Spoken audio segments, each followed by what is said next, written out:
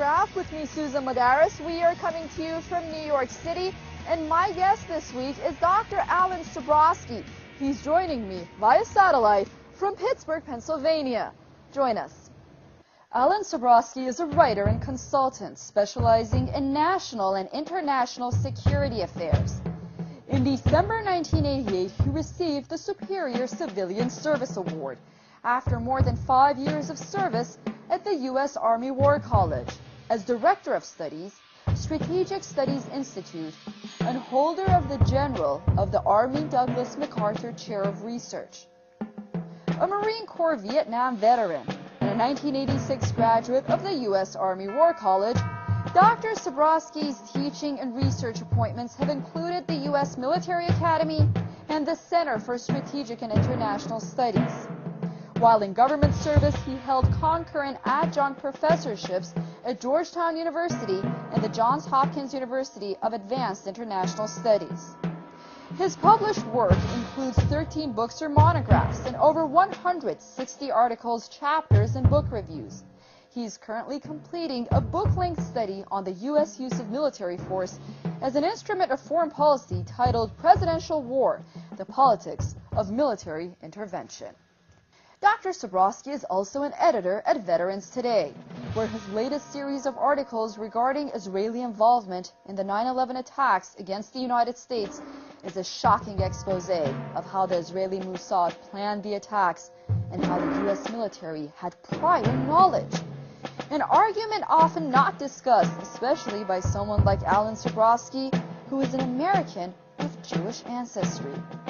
However, Sabrosky bravely addresses this sensitive and controversial topic as someone devoted to the security of the United States at any cost. So what happens when a military insider puts the devastating terror attacks of 9/11 directly at Israel's doorstep?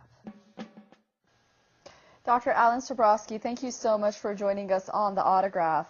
My pleasure, Susan. Tell us how you make the case for Israel's involvement in the tragic 9/11 attacks.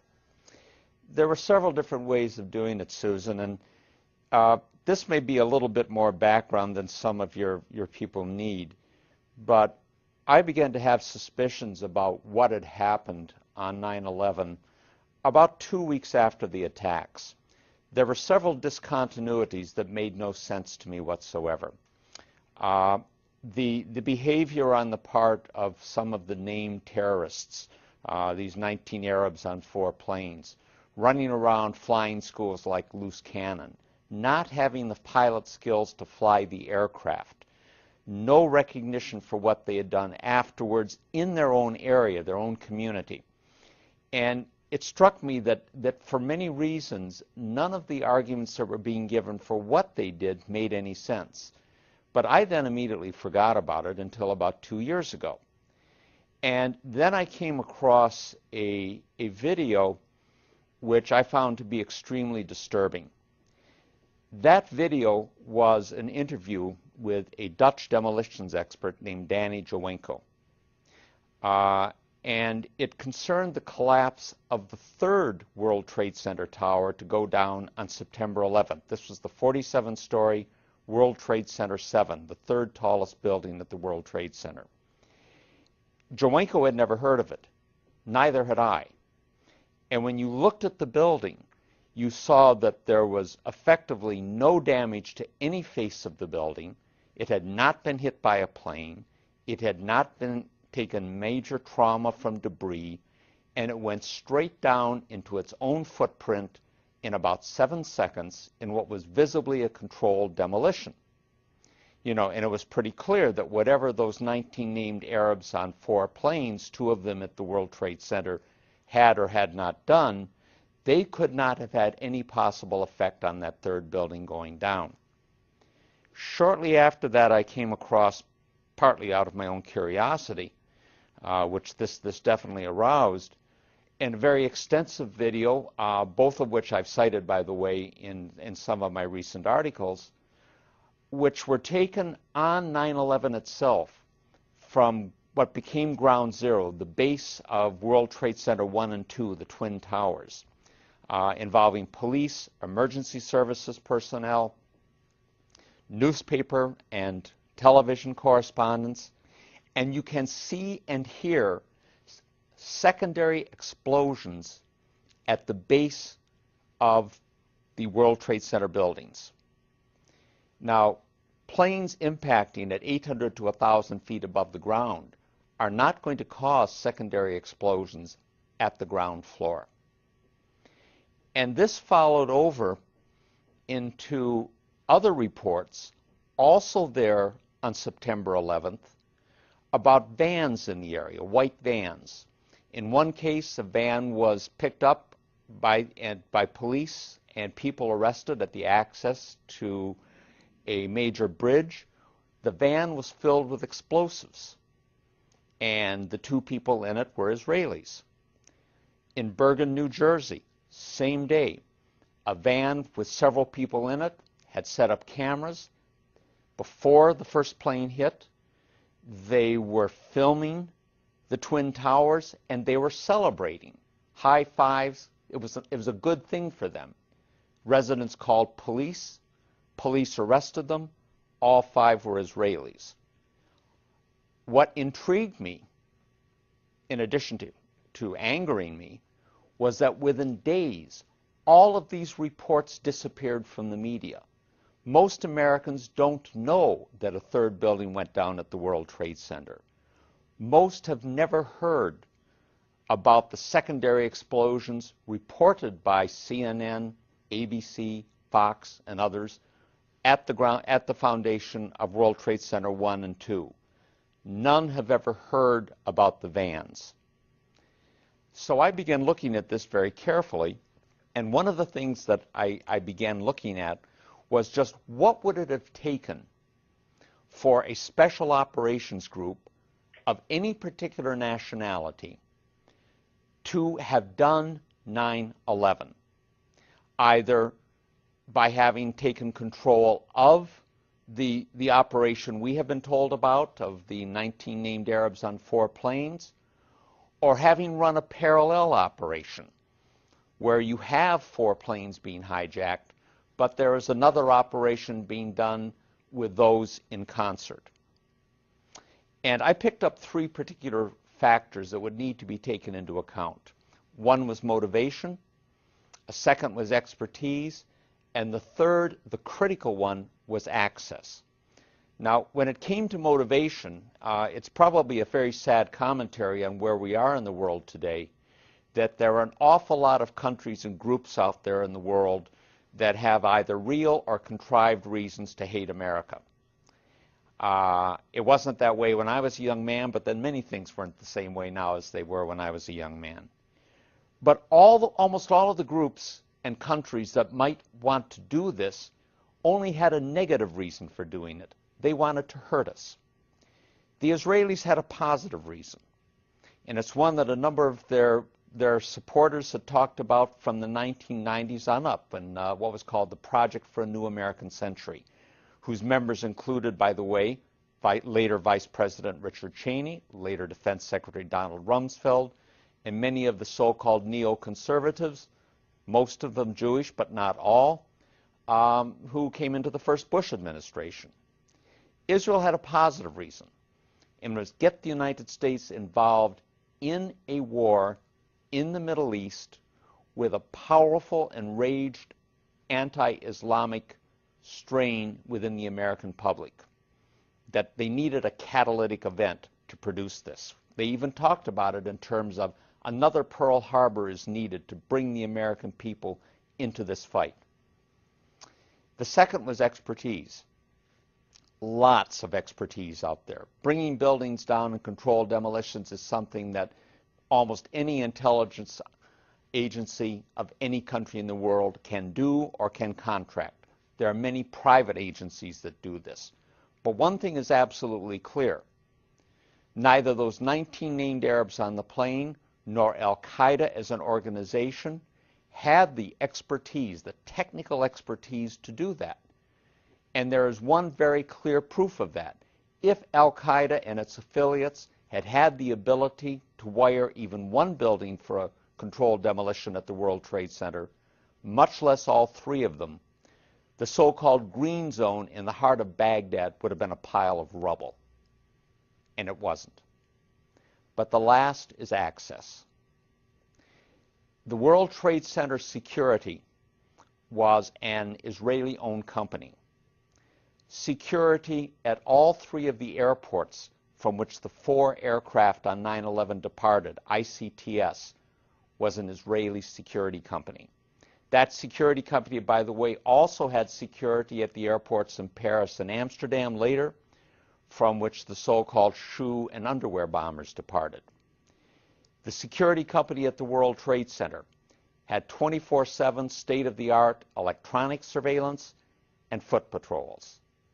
Wiring a building for a controlled demolition, and I must confess here, this is not my specialty. I have heard what people who do this for a living have said about it, but it is not my specialty. But the description of it in the video of Danny Jawenko that I mentioned to you is a very good one on this.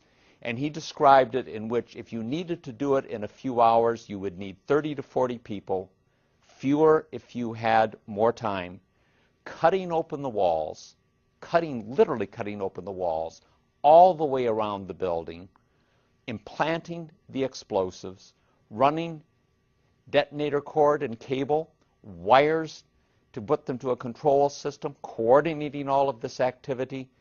This is not something that involves the casual bringing in of a briefcase and leaving it at the foot of a building's elevator and going out again. This is extensive work, and it would require the type of extensive sustained access that could not go unremarked by the security forces in place on this. They also needed the ability to evade an apprehension and to have their escape concealed. And they had that done. All of the Israelis who were apprehended in those vans were later released in about 2 months at the direction of Michael Chertoff, then the second director of Homeland Security, a dual U.S.-Israeli national. There is no mention of them in the mainstream media, which is largely Zionist-owned. All of the major networks, all of the major national newspapers, all 3 of the weekly news magazines, all of the major political journals, most of the major publishing houses. It simply didn't happen. The only thing that happened on 9/11 that was discussed in the media, that have been accepted by the government, that was described in the 9/11 Commission, are 19 named Arabs on 4 planes bringing down 2 buildings. And the rest of it, in Orwellian terms, has become a non-event and a non-story. And you know, since you just pointed to the 9/11 Commission report, there is an understanding that the primary motivation for 9/11 was U.S. support for Israel's brutal oppression of the Palestinians, also conveyed in the 9/11 Commission report. I guess my question is, how are these 2 incidents, or theories, so to say, related? And, you know, there are those that will brush off your argument as a conspiracy theory. Are you concerned? I don't think that's so much of a conspiracy theory. I was smiling when you said that, because to tell a bit of a story on this, back in the early 80s when I was in Washington at the Center for Strategic and International Studies, one of our visitors for a luncheon talk was a young gentleman then named Francois Heisbourg. Heisbourg was the special assistant to French President Francois Mitterrand. And I don't know how this subject came up, but he said, you know, Americans never see conspiracies anywhere. We French, he said, we see conspiracies everywhere. And both of us are wrong. This is not a conspiracy in the sense that it is usually used, the word is usually used, which is to denigrate an opposing argument. When someone in the United States says that that's a conspiracy or that's a conspiracy theory, by definition they mean it is irrational, illegitimate, and without proof. All I would suggest to people is that you look at the films of WTC-7, that third tower going down on September 11th. You look and listen to the reports on September 11th with the secondary explosions. These are not fantasies. They happened. You look at the reports on September 12th of the apprehension of Israelis with vans of explosives and cameras filming the events on September 11. These are not fantasies. And you look at the people riddling the American government, all of the Middle East people in State Defense and the National Security Council, Deputy Secretary of Defense Paul Wolfowitz, Undersecretary of Defense for Policy Douglas Feith, who used to be a friend of mine, by the way, from Philadelphia. These people were all part of the neoconservative movement. Many of these people are dual U.S.-Israeli nationals. All of their primary allegiance is to Israel. In a recent article, Sabrosky explains why he is anti-Israeli. He notes, because of what it has done to the U.S. in the furtherance of its own goals. The USS Liberty incident and 9/11 obviously stand out. And because of the leverage it has acquired over the U.S. government and its policies through the machinations of the domestic Jewish community here. My concern is that I don't much care about other people or other countries. I don't hate anyone in particular. I don't like anyone in particular. I'm an American. My loyalty is strictly to the United States. And I don't care what my ethnicity is or what my ancestry is. My allegiance is that. And my concern is only whether something helps or hurts the United States. And I think anyone who's a citizen of any country can very properly have similar feelings toward their country. What I'm concerned about is what is done to hurt America. And it is very clear that over a period of the last 40-odd years, that the penetration of the American political process, the effective subordination of the Congress in particular to Israel, when an Israeli prime minister can get 29 standing ovations from a Congress that can't give that much support to one of their own presidents, no matter how outlandish the statements, you have something as close to a puppet agency as you're going to find. Our policy in the Middle East has for decades been manipulated increasingly in terms of what benefits Israel and not what benefits the United States, even when that policy is articulated and supported by individuals who are sworn officials of the United States government.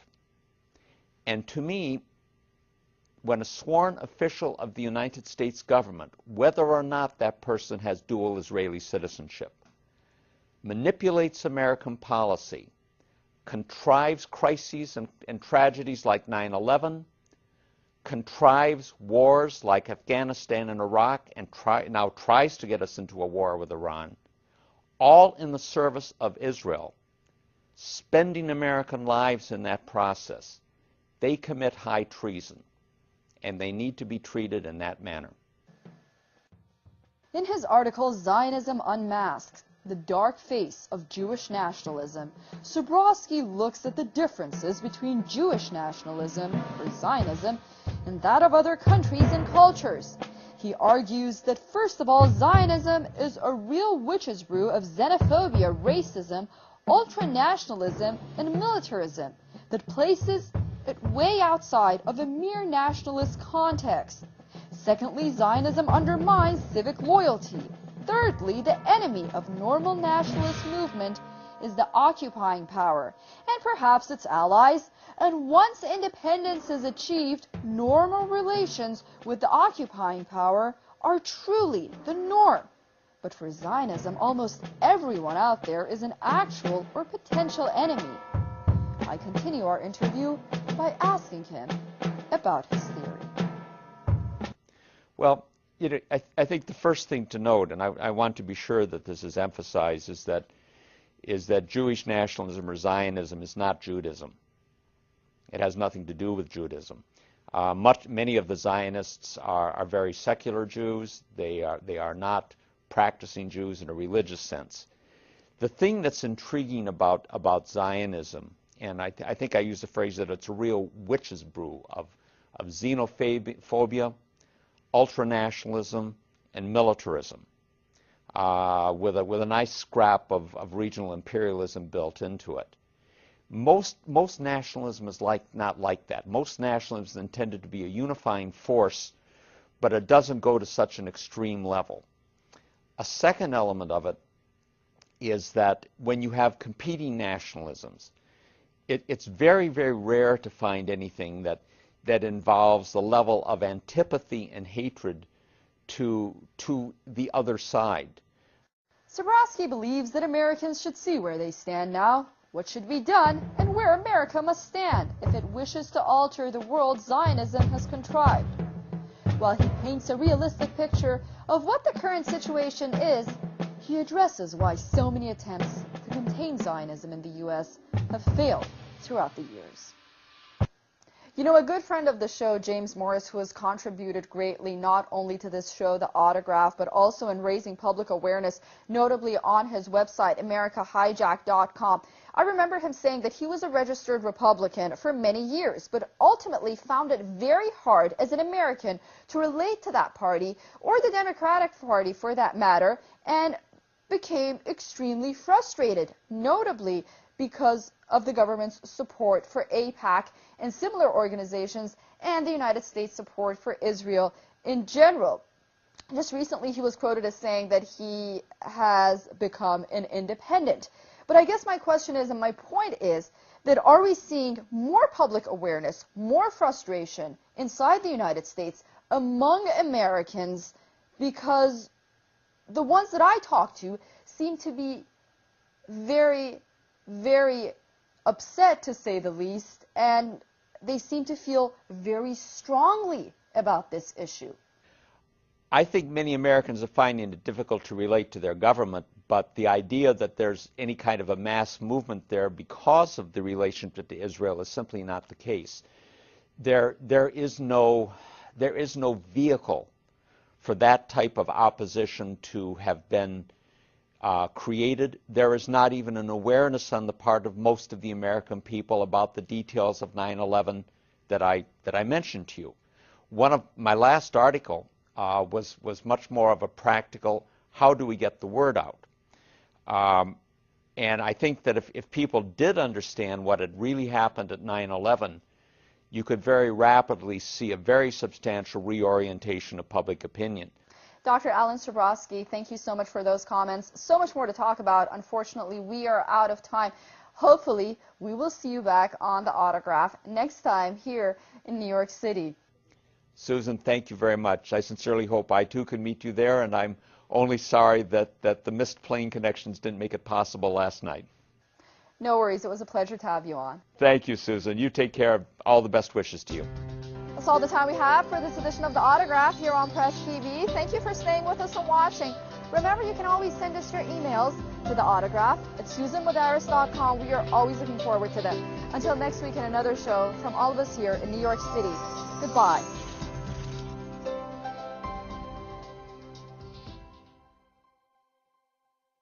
In national and international security affairs.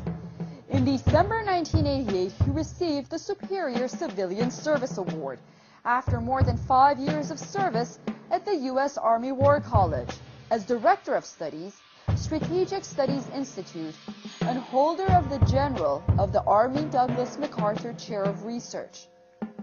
A Marine Corps Vietnam veteran and a 1986 graduate of the U.S. Army War College, Dr. Sabrosky's teaching and research appointments have included the U.S. Military Academy and the Center for Strategic and International Studies. In the 9/11 attacks against the United States is a shocking expose of how the Israeli Mossad planned the attacks and how the U.S. military had prior knowledge.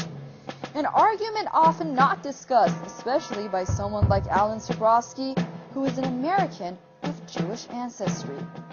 However, Sabrosky publicly addresses this sensitive and controversial topic as someone devoted to the security of the United States at any cost. So what happens when a military insider puts the devastating terror attacks of 9/11 directly at Israel's door?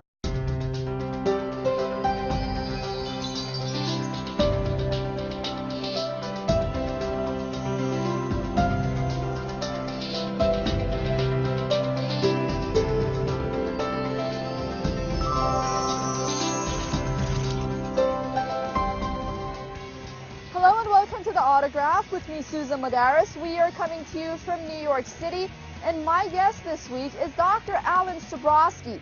He's joining me via satellite from Pittsburgh, Pennsylvania. Join us. Alan Sabrosky is a writer and consultant, specialized staff. Dr. Alan Sabrosky, thank you so much for joining us on The Autograph. My pleasure, Susan. Tell us how you make the case for Israel's involvement in the tragic 9/11 attacks. There were several different ways of doing it, Susan, and this may be a little bit more background than some of your people need, but I began to have suspicions about what had happened on 9/11 about 2 weeks after the attacks. There were several discontinuities that made no sense to me whatsoever. While in government service, he held concurrent adjunct professorships at Georgetown University and the Johns Hopkins University of Advanced International Studies. His published work includes 13 books or monographs and over 160 articles, chapters, and book reviews. He is currently completing a book-length study on the U.S. use of military force as an instrument of foreign policy titled Presidential War: The Politics of Military Intervention. Dr. Sabrosky is also an editor at Veterans Today, where his latest series of articles regarding Israeli involvement